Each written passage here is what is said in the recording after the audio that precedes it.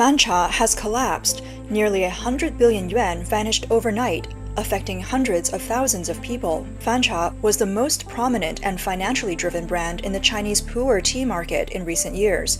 However, some believe it was a pyramid scheme disguised as a tea business. On August 3rd, Fancha announced its bankruptcy and restructuring, indicating that investors might not get their money back. On the day of the announcement, victims began gathering at Fancha's headquarters, demanding answers. By August 5th, more and more people had gathered. Victims cried about their hard-earned money being lost. Some people were wailing, "Fancha collapsed, we can't take it anymore."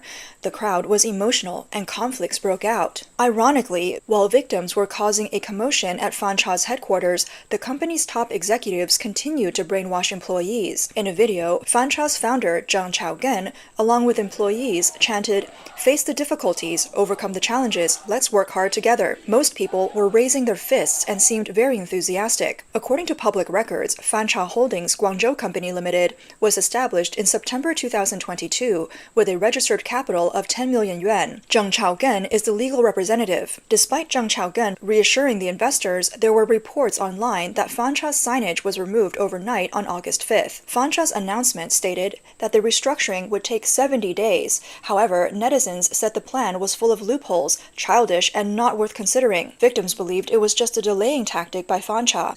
High returns always come with high risks. Fancha went from 0 to 100 in less than 6 months. In October 2022, Fancha opened 116 dealer stores nationwide simultaneously.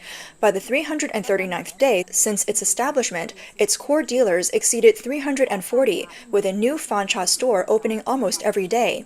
In just 2 years, Fancha quickly became a giant in the tea market. The legend that a tea company could earn 1 billion yuan a year from trading Fancha made countless people dream of financial freedom. They promised at least a 20% return. Those who got in early did make money, buying luxury cars and houses.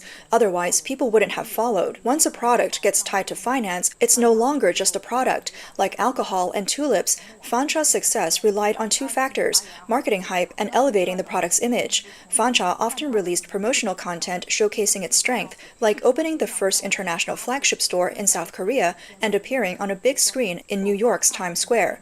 They also promoted Fancha as a way to honor Chinese tea culture, boosting the image and the price of their tea until it was almost as expensive as gold per gram. Fancha's scheme was like any other scam. First, they created artificial supply-demand imbalance, then hyped high returns and high collectible value. Later, they manipulated prices to create an illusion of skyrocketing value. When the bubble grew too big, its burst was inevitable. Unfortunately, the victims were left to suffer. It's reported that this collapse of Fancha involves amounts as high as 50 billion yuan, or even 100 billion. Some netizens even say it could be as much as 300 billion.